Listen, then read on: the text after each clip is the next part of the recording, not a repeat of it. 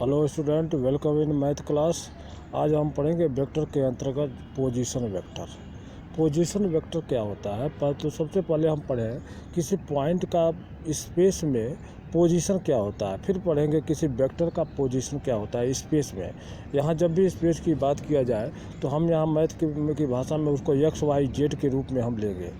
X y Z के रूप में जो है हम उसको स्पेस को डिस्क्राइब करेंगे। तो पोजीशन वेक्टर क्या होता है? तो हम सबसे पहले देखें कि जैसे किसी कोऑर्डिनेट सिस्टम में किसी पॉइंट हो, जैसे एक्स वाई जेड सिस्टम में कोई पॉइंट हो तो उसका जो है पोजीशन वेक्टर, जैसे पॉइंट जहाँ एक्स वाई, मान लो ये एक्स वाई जेड कोई सिस्टम है तो इसमें कोई पॉइंट पी है, तो पी का पोजीशन वेक्टर एक्स से, वाई से और जेड तीनों से देखा जाएगा। तो इसका कोऑर्डिनेट होगा एक्स वाई जेड। ये तो हुआ एक्स वाई जेड किसी पॉइंट का पोजीशन। और पोजीशन वेक्टर क्या होता है? कुछ पॉइंट को मिलाने वाला, पॉइंट की तरफ मिलाने वाला जो वेक्टर है वो पोजीशन वेक्टर है। यानी उसका जो है पोजीशन वेक्टर को हम यहाँ ऐसे समझें, पोजीशन वेक्टर अगर है एक्स वाई, इस तरह से पोजीशन वेक्टर है। पोजीशन वेक्टर पी, जिसका पी का पोजीशन वेक्टर है। पी का कोऑर्डिनेट हमने कहा कि एक्स वाई जेड हम कंसीडर कर सकते हैं। अगर ये कोऑर्डिनेट सिस्टम है, अगर मानते हैं कि ओरिजिन ओ से चला है, ये एक्स है ये वाई है, तो इसका पोजीशन वेक्टर पी। तो पोजीशन वेक्टर पी को हम कहेंगे ओ पी जो पोजीशन वेक्टर है। वेक्टर को आर से लिखेंगे, पोजीशन वेक्टर को हम आर से लिखेंगे, आर पर एरो लगा करके, अथवा हम लिखेंगे ओ पी। ओ पी को इस तरह से लिख दें तो ये कहेगा पी का पोजीशन वेक्टर। तो किसी पॉइंट को, किसी वेक्टर को स्पेस में दर्शाने के लिए हम उसको पोजीशन वेक्टर से दर्शाते हैं आर से। लेकिन हम उसको कंपोनेंट फॉर्म में, हम इसी आर को कंपोनेंट फॉर्म में कैसे दर्शाएंगे? तो कंपोनेंट फॉर्म में हम इसको देखें, हम इसको एक्स वाई जेड एक्सिस में कंपोनेंट फॉर्म में हम इस फिगर में देखें। जब किसी वेक्टर को हम कंपोनेंट फॉर्म की बात करते हैं तो एक्स वाई जेड के अलॉन्ग हम उसका इफेक्ट देखते हैं। जैसे वेक्टर ओ पी दर्शाया गया है, यहाँ पी है, तो इसका एक्स के अलॉन्ग जो है इसका इफेक्ट क्या होगा? एक्स इंटू आई। ध्यान रहे, आई जे के एक्स वाई जेड के अलॉन्ग ये यूनिट वेक्टर है। इसको लिखते हैं आई के ऊपर कैप लगाकर, जे के ऊपर कैप लगाकर के, ये unit vector along x y z. तो एक्स के अलॉन्ग में ओपी का, इस ओपी का कंपोनेंट हो जाएगा एक्स आई, वाई के अलॉन्ग में एक्स वाई, अरे जे वाई, और इसमें जेड के अलॉन्ग में हम के जेड लिखेंगे। तो ये तीन कंपोनेंटों में इसका इफेक्ट आएगा। तो ये कंपोनेंट कैसे एक साथ हम दर्शाएंगे? हम अगर इस फिगर के ज्योमेट्रिकल शेप पर हम ध्यान दें, ज्योमेट्रिकल शेप में हम देखते हैं कि ये ओपी रेड से दर्शाया गया है, यह जो है हमारा वेक्टर है। तो इस वेक्टर को अगर हम इस नीचे इस एक्स वाई प्लेन में इस तरह से हम इसको दर्शाएं, इसका एक्स वाई प्लेन में हम एक रेक्टेंगल ले लें, तो इस पर इसका प्रोजेक्ट देखते हैं। प्रोजेक्ट यह ओ डी आता है, यह ओ डी, तो ओ डी और इस पर परपेंडिकुलर जेड के अलॉन्ग है, तो O D plus P D, O D plus P D, O D plus P D vector मिल करके सम वेक्टर के एडिशन के फार्मूले से हो जाएगा ओ पी, यानी ओ पी बराबर O D plus P D.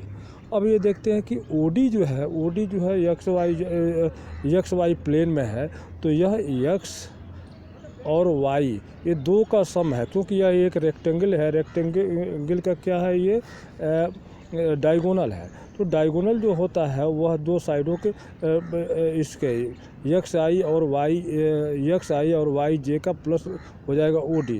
तो इस तरह से ओ डी के जगह पर हम एक्स आई प्लस वाई जे और पी डी के जगह पर लिख सकते हैं के आई। तो इस तरह से हमारा ओ पी को हम ऐसे दर्शा सकते हैं। ओ पी को अब हम इस तरह से लिखेंगे, वेक्टर ओ पी जो आर था उसको हम ऐसे वेक्टर आर, अथवा वो लिखें वेक्टर ओ पी। अब ओ पी वेक्टर को हम ऐसे दर्शा देंगे एक्स आई प्लस वाई जे प्लस जेड के। आई जे के क्या है? यूनिट वेक्टर है एक्स। तो इस तरह से हमारा ये ओ पी का वेक्टर, किसी वेक्टर को स्पेस में दर्शाने का कंपोनेंट फॉर्म है। एक्स वाई जेड के एलांग उसका कंपोनेंट को हम जोड़ देते हैं तो वेक्टर ओपी अथवा वेक्टर आर कहलाएगा। वेक्टर ओपी अथवा इसी को वेक्टर आर कहेंगे, ठीक है। तो यह इसका पोजीशन वेक्टर कहलाएगा, ठीक है। तो हम अब इसको और आगे बढ़ें। पोजीशन वेक्टर हमने देखा कि इसमें एक्स वाई जेड के रूप में है, तो अब इसका मैग्नीट्यूड क्या होगा। इस वेक्टर का जो मैग्नीट्यूड होगा, वेक्टर हम देखें कि एक्स वाई जेड है, वेक्टर को मैग्नीट्यूड हमारा क्या होगा। तो मैग्नीट्यूड को भी हम देखें क्या होगा इसमें। मैग्नीट्यूड हमारा ये हो जाएगा इसमें, जैसे vector x i y j के, तो मैग्नीट्यूड आर को लिखेंगे ऐसे मॉड करके under root x square plus y x square plus y square plus z square, ये इसका हो जाएगा मैग्नीट्यूड। तो किसी वेक्टर का मैग्नीट्यूड है, तो यह इसका मैग्नीट्यूड हुआ, यह इसका पोजीशन वेक्टर हुआ, ठीक है। तो अब इसको हम देखें कि वेक्टर का ज्वाइनिंग टू दो पॉइंटों को मिलाने वाले वेक्टर को हम कैसे पोजीशन वेक्टर निकालेंगे। दो पॉइंटों को अगर कोई ज्वाइन करता है तो उसका पोजीशन वेक्टर को हम कैसे निकालेंगे। हम यहाँ फिगर में अगर ध्यान दें, यहाँ पर फिगर हमारा दर्शाया गया है। यह एक्स डायरेक्शन है, यह जो है वाई है, एक वाई है एक जेड है, यूनिट वेक्टर आई जे के है। दो पॉइंट ए और बी को यहाँ मिलाया गया है। इसको हम फ्रेश पेज पर देखते हैं, प्लेन पेज पर हम इसको देखें। पोजीशन वेक्टर के दो पॉइंटों को मिलाने वाला, जैसे दो पॉइंट ए और बी है, ये वेक्टर है, ए है और ये बी है। इसका पोजीशन वेक्टर हम ओरिजिन ओ के रिस्पेक्ट में तो ओ एक्स वाई जेड का ये ओ ए को मिलाते हैं और इस बी का पोजीशन ओ बी है। तो हम ए बी का पोजीशन वेक्टर कैसे लिखेंगे। ये को अगर हम लिखें कि यह जो है यहाँ पर ये जो है x1 y1 z1 और यह b है x2 y2 z2, इसका कोऑर्डिनेट सिस्टम में है। तो ए बी का पोजीशन वेक्टर क्या हो जाएगा। तो हम यहाँ से फिगर से ज्योमेट्री से देखें ओ ए प्लस ए बी बराबर हमारा आता है यहाँ पर ओ बी, यानी ओ ए प्लस ए बी बराबर ओ बी। वो ट्रेंगल फार्मूले रूल के अनुसार ओ ए प्लस ओ बी बराबर ए बी। तो इसलिए ए बी बराबर हमारा आ जाएगा A B equal to O B minus O A, ठीक है, ओ बी माइनस ओ ए।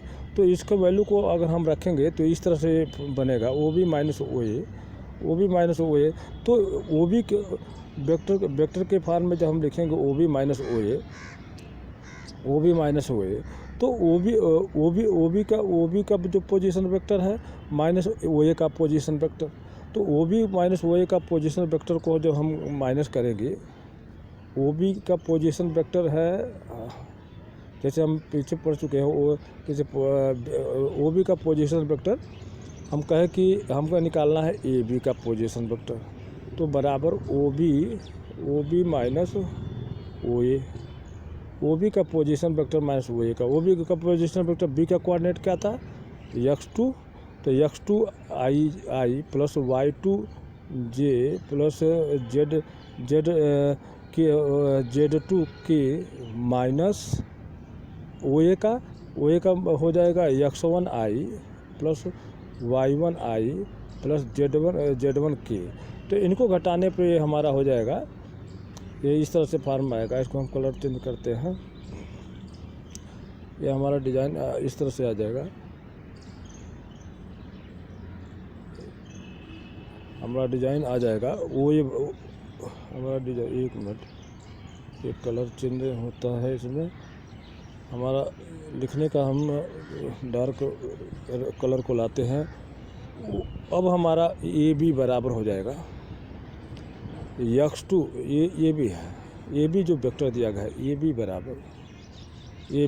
बराबर x2 minus x1 I plus y2 minus y1 J plus k2 minus z2 minus z1 K. इस तरह से हमारा इस पॉइंट का ए और बी का पोजीशन वेक्टर आ जाएगा। यह ए है और यह बी है। तो बी के पोजीशन वेक्टर में से हमने घटा दिया ए का पोजीशन वेक्टर। तो इस तरह से हम इसको ए बी के पोजीशन वेक्टर को x2 minus x1 y2 minus y1 जे और k2 z2 minus z1 k के रूप में हम दर्शा सकते हैं। तो यह दो पॉइंटों को मिलाने वाले वेक्टर का पोजीशन वेक्टर देखें। तो हमने आज देखा किसी पॉइंट का पोजीशन वेक्टर, किसी दो पॉइंटों को मिलाने वाले लाइन का पोजीशन वेक्टर हमने आज देखा। और तो इस तरह से हम पोजीशन वेक्टर हम समझ सकते हैं। तो इसी पर आधारित क्वेश्चन बहुत सारे दिए गए हैं, उसको हम सॉल्व करेंगे और अगले वीडियो में हम फिर इसके अगले बताएंगे सेक्शन फार्मूला क्या होता है। सेक्शन फार्मूला कोई पॉइंट किसी दो पॉइंटों को m रेशियो n में डिवाइड करता है, तो उसका सेक्शन फार्मूला हम दिखाएंगे अगले वीडियो में। तब तक आप इसको